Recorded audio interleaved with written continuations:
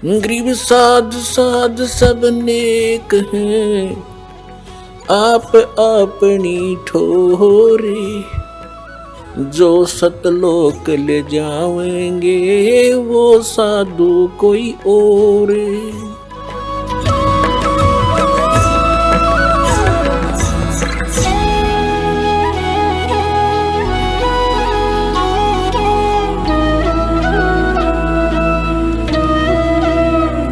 अब देखिएगा 40वां अध्याय।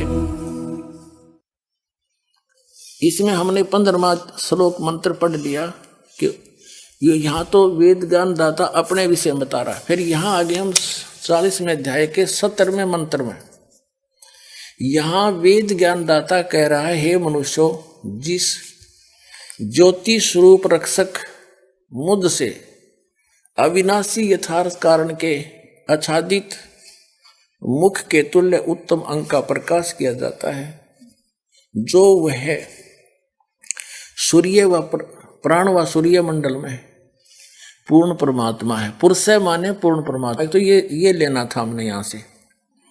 अब कहते हैं ना, कांटे से कांटा निकला करे। वेदों का निर्णय वेदों से ही लेंगे हम। देखिए, पुरुष पूर्ण परमात्मा, पुरुष माने पूर्ण परमात्मा है। वह तो प्रोक्ष रूप है, वो तो गुप्त है। अहम मैं खम ब्रह्म, मैं जो ब्रह्म हूं, मैं ब्रह्म हूं। और ऊपर दिव्य आकाश रूपी, दिव्य आकाश में ब्रह्मलोक में रहता हूं। खम माने दिव्य आकाश यानी ब्रह्मलोक।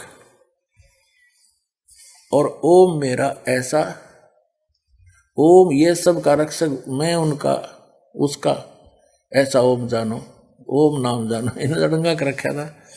इसमें ओम खम ब्रह्म अहम सो असौ अहम, पुरुष माने परिपूर्ण परमात्मा। इसका इस दो मंत्रों का सीधा सा अर्थ बनता है कि पहले तो इसने अपने विषय में बताया कि मेरा ब्रह्म का ओम नाम है, और वो परमात्मा गुप्त है, प्रोक्ष है, अवगत है, अविगत, उसकी गत कोई नहीं जानता। और उसकी वो तो गुप्त है, और पुरुष माने परमात्मा है। और मैं खम ब्रह्म, मैं ब्रह्मलोक में रहता हूं। अब जैसे देवी भागवत में हिमालय राजा को श्री देवी जी कहती है कि राजन, तू सब बातों को छोड़ दे और किसी की पूजा मत कर, इवन मेरी भी। उस ब्रह्म की पूजा कर, ओम उसका नाम है, उसका जप कर, उसके जप से ब्रह्म को पाने का उद्देश्य रख, ओम नाम का जप कर, उस ब्रह्म को पा जाओगे। वो ब्रह्म दिव्य ब्रह्म लोक में रहता है, दिव्य आकाश में। या खम अहम ब्रह्म जो है, यो कहता मैं ब्रह्म दिव्य खम्ब, उस दिव्य आकाश रूप ब्रह्म लोक में रहता हूं।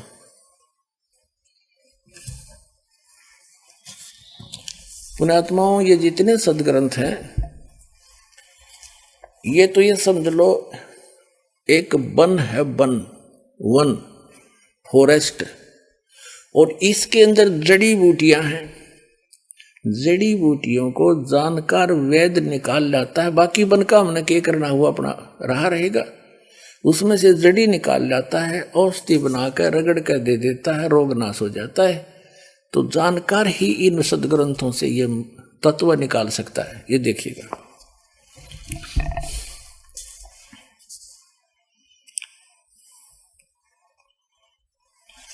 ये कहां से प्रकाशित है।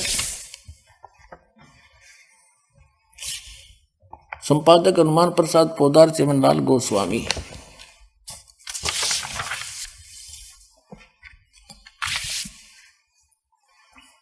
मुद्र के गीता प्रेस गोरखपुर वाले।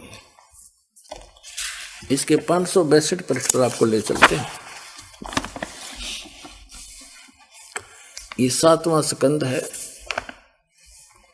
और ये संक्षिप्त देवी भागवत 562 पृष्ठ से हम शुरू करते हैं। देवी के द्वारा हिमालय को ज्ञानोपदेश, ब्रह्म स्वरूप का वर्णन। श्री देवी जी कहने लगी, पर्वतराज, उस ब्रह्म का क्या स्वरूप है यह बतलाया जाता है, जो प्रकाश स्वरूप आदि आदि। फिर हम यहाँ आ जाते हैं 563 पर। अपने मतलब की बात करेंगे। यहां लिखा है कि उस एकमात्र परमात्मा को ही जाने, दूसरी सब बातों को छोड़ दे। अपनी पूजा को भी छोड़ने के लिए देवी कह रही है। यही अमृत रूप परमात्मा के पास पहुंचाने वाला पुल है। संसार सागर से पार होकर अमृत स्वरूप परमात्मा को प्राप्त कराने का यही एक सुलभ साधन है। जिस प्रकार ये छोड़ दें, इस आत्मा का ओम के जप के साथ ध्यान करो। इससे अज्ञान में अंधकार से सर्वथा परे और संसार सागर समुद्र से उस पार जो ब्रह्म है उसको पा जाओगे, तुम्हारा कल्याण हो। ओम नाम का जाप कर और ब्रह्म की प्राप्ति के लिए उद्देश्य रख, उसको प्राप्त कर लोगे। वो कहाँ रहता है ये देखिए, वह है यह सबका आत्मा ब्रह्म, ब्रह्मलोक रूप दिव्य आकाश में स्थित है। अब जैसे ये महर्षि दानव अटपट मार रहा है, अहम वो मैं हूँ, वो वैसे है, जो मेरा नाम, उसका सीधा अर्थ है कि खम ब्रह्म अहम। खम ब्रह्म यानी वो ब्रह्म, ये आपने पढ़ लिया। दिव्य आकाश रूपी, दिव्य आकाश में उस ब्रह्म लोक में रहता है वो ब्रह्म। वो दिव्य आकाश कहो, ब्रह्म लोक कहो, खम्भ कहो, खम्भ माने आकाश भी होता है, वो दिव्य आकाश में रहता है। और खम्भ माने स्वर्ग सथल भी होता है, तो वहां रहता है। अब हम जो प्रसंग चला था उसी पर आते हैं।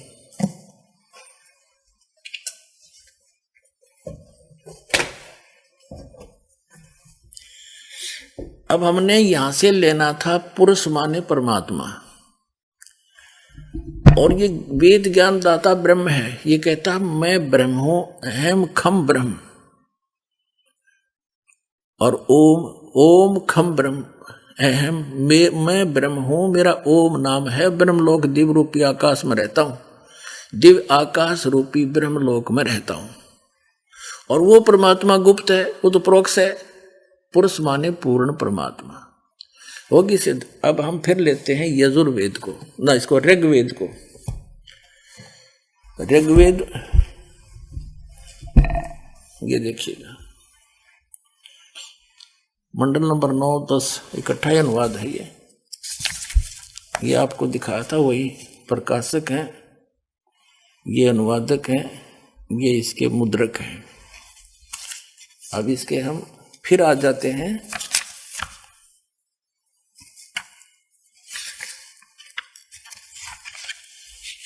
अब हम जो बात सिद्ध करना चाह रहे थे कि ये ऋग्वेद मंडल नंबर 9 सूक्त मंडल 1 है, एक ही मंत्र है, यहां से शुरू होता है। इसमें भी इन्होंने अमर सोमान अमर परमात्मा भी है, ये देखो सोमान परमात्मा, तो परमात्मा की महिमा चली है। ऋग्वेद मंडल नंबर 9 सूक्त 1 के मंत्र 2 में भी परमात्मा हे परमात्मन, 3 में भी हे परमात्मन, 4 में भी हे परमात्मा, परमात्मा जिक्र है, 5 में भी हे परमात्मा, और यहाँ 6 में भी फिर हे परमात्मा, और 7वां में शर्मा गए। यहाँ पुरुष लिखना शुरू कर दिया क्योंकि आगे साकार परमात्मा का वर्णन आ रहा था। और 8वें में भी यहाँ उस पुरुष को, उस पूर्ण ब्रह्म को, अब पुरुष माने वो पूर्ण परमात्मा लिख रहा है। यजुर्वेद अध्याय नंबर 40 के मंत्र नंबर 17 में अपने कर कमलों से दानंद जी अनुवाद कर रहे हैं और लिख रहे हैं पुरुष माने पूर्ण परमात्मा। तो यहाँ पुरुष माने हम पूर्ण परमात्मा लेंगे। उस पूर्ण परमात्मा को उग्र गतियां प्रेरणा करती हैं, और भासमान शरीर को वह पुरुष वो परमात्मा प्राप्त होता है। ये तो भासमान थे, इनकी अपनी सोच है। क्या इसका अर्थ क्या है कि जिसमें जैसे गीता जी के अंदर लिखा है अध्याय नंबर 4 के श्लोक नंबर 7 में कि यदा यदा ही धर्म से गलानी भवती भारत, कि जब धर्म के प्रति नफरत हो जाती है, अधर्म बढ़ने लग जाता है, तब मैं अपने अंश अवतार भेजता हूं उस अधर्म का नाश करने के लिए, पुनः शांति स्थापित करने के लिए। तो पुण्यात्माओं, ये तो जो काल ब्रह्म है, ये तो उसका विधान है। जैसे श्री राम श्री कृष्ण अवतार रूप में भेज दिए उसने परशुराम जी, उन्होंने कैसे शांति स्थापना की। जैसे परशुराम जी ने अक्षत्रियों को मारा था, सबको काट डाला कति, और उनके मरने से शांति कहाँ हुई, अशांति बढ़ गई। उनके बच्चे अनाथ हुए, उनको खाने की समस्याएं हुई। जैसे रावण को मारा था भगवान श्री रामचंद्र जी ने, करोड़ों बहन विधवा हो गई थी, और बच्चे अनाथ हो गए थे, खाक शांति स्थापित हुई। एक रावण तो मर गया, फिर शांति तो शांति तो और बढ़ गई, हाहाकार मैच की, बालक अनाथ हो गई, औरतें अंडे धक्के खाती, न जाने किन दुष्टों ने उनको तंग किया, तो क्या शांति हुई। ऐसे ये महाभारत के युद्ध में बोला धर्म कियो धर्म कियो, धर्म कियो धर्म पर विजय, खाक विजय थी। दो भाइयों के आपस में प्रॉपर्टी का बंटवारा था, दुनिया मरवा डाली, हरने का बड़ा अधर्म और धर्म की लड़ाई थी। क्या खाक लड़ाई थी। उसका शर्मदरन था युधिष्ठिर, क्यों खेल रहा था, जो अपनी पत्नी भी ला दी दाव पर। ऐसे नालायक आदमी देखे नहीं हमने। इन्हें पट पट मारा, दिमाग जो है ना भूस भर गया हमारे अंदर। वो कोई कथाएं थी।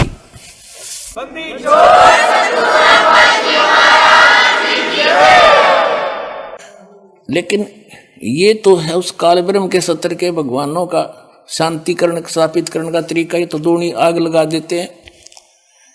और ये पूर्ण परमात्मा आते हैं जब शांति स्थापित करते हैं। 600 वर्ष पहले आए थे भगवान, 64 लाख से सोए थे पुण्यात्माओं। 64 लाख से सोना कोई छोटी बात नहीं है। उस समय भारत जैसे पूर्वी पश्चिमी पाकिस्तान, अफगानिस्तान, बलोचिस्तान, इराक, ईरान तक भारत था सारा। और कुल मिलाकर 4 करोड़ आबादी नहीं होगी उस समय सारी मिलाकर। और उनमें से 64 लाख से हिंदू और मुसलमान दोनों बन गए थे। कोई छोटी बात नहीं है। और सबको परमात्मा ने ऐसा ज्ञान दिया था, फूक फूक कर कदम रखते थे, कोई जीवन सा नहीं करते थे, कोई किसी को दुखी नहीं करते थे, भगवान से डरने वाले बन गए थे। तो वो असर ईब तक था 50-60 वर्ष पहले, जब तक हम छोटे छोटे थे। हम खूब देखा करते, कितनी आपस में प्यार था, भाइयों का, रिश्तेदारियों की कितनी कदर होती थी। अरीब तो ब्याह पाछा वो है, और फोन पे ले जा ले लड़की वाली सासू का, ये मेरी छोरी जो है ना, जो है पानी का दूध नहीं पीवेगी, देख ले तो ध्यान रखिए। जान तो पहला लड़ाई भेज देगी। तो ये कोई बात है। तो इस तरह की हमने बगैर ज्ञान के या बकवाद बागी।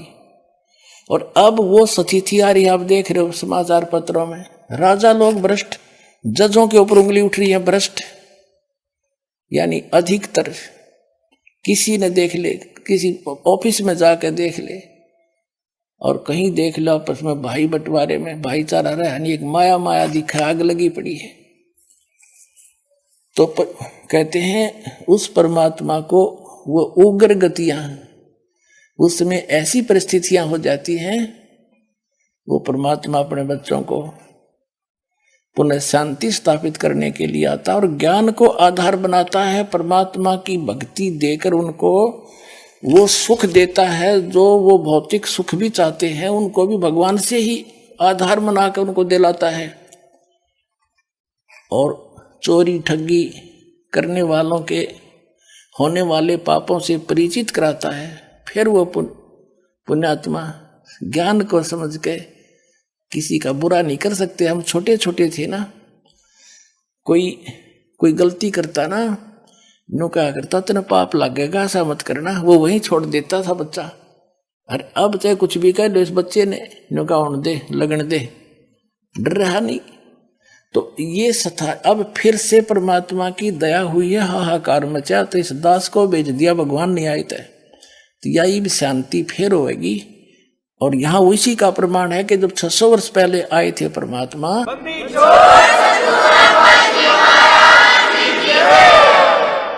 तो ये उस समय की बात है जब परमात्मा स्वयं आते हैं कि उग्र गतियां, ऐसी उग्र भयंकर परिस्थितियां हो जाती हैं, जो परमात्मा का यह आना अनिवार्य होता है।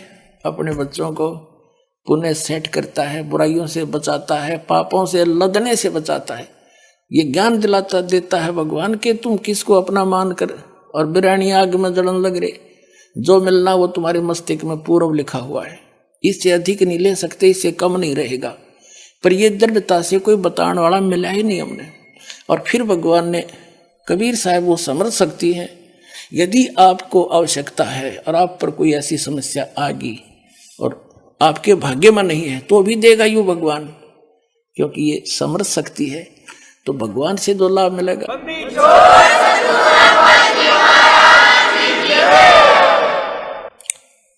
तो इस प्रकार वो स्थापना शांति स्थापना के लिए आता है। तो उसका वर्णन करें, जब परमात्मा 600 वर्ष पहले प्रत्येक युग में प्रारंभ में वो लगभग ऐसी लीला करते हैं।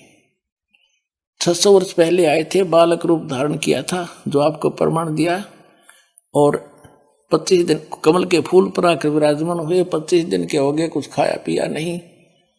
फिर कुंवारी गायों से उनके उस परमात्मा के जो परवरिश की लीला हुई थी वो प्रमाण करना चाह रहा है दास, इतना लंबा चौड़ा इतिहास बता करके। अब देखो ऋग्वेद मंडल नंबर 9, ऋग्वेद मंडल नंबर 9 सूक्त 1 और मंत्र हम 8 पर आगे हैं। उस पुरुष को, उस पूर्ण परमात्मा को उग्र गतियां यानी ऐसी भयंकर परिस्थितियां प्रेरणा करती हैं। फिर वह परमात्मा बांकुरम यानी सुंदर शरीर को धारण करता को वह पूर्ण परमात्मा प्राप्त होता है। सुंदर शरीर छोटा सा बालक रूप धारण करके आता है। और कैसे?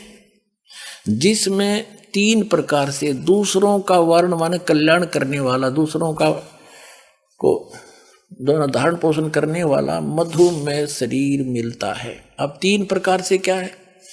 जैसे सुबह भी आपको बताया था कि परमात्मा हमारा 3 स्थिति में हमें संभालता है। एक तो सतलोक में रहता है भगवान, सिंहासन पर बैठे हैं, ऊपर सिर पे मुकुट है, ऊपर श्वेत छत्र है, और उसके एक रोमकूप में करोड़ सूर्य करोड़ चंद्रमा मिला दे तो भी रोशनी घनी उस मालिक के एक रोमकूप की। इतना तेजों में शरीर है।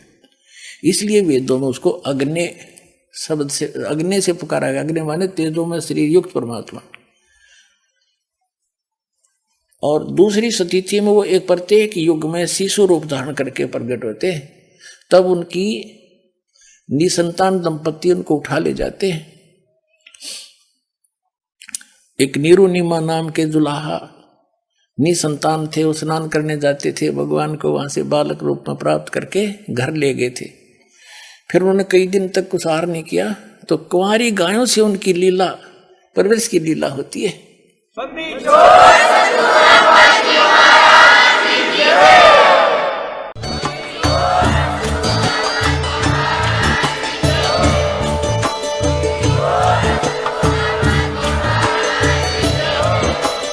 आप सुन रहे थे जगत गुरु तत्वदर्शी संत रामपाल जी महाराज जी के मंगल प्रवचन। अधिक जानकारी के लिए विजिट कीजिए हमारी वेबसाइट www.jagatgururampalji.org। संत रामपाल जी महाराज जी के शुभ आशीर्वाद से पूरे विश्व भर में 500 से भी ज्यादा नाम दीक्षा केंद्र हैं, जिन पर संत रामपाल जी महाराज जी द्वारा ऑनलाइन निःशुल्क नाम दीक्षा दी जा रही है। अपने नजदीकी नाम दीक्षा केंद्र का पता करने के लिए संपर्क करें 8222880541।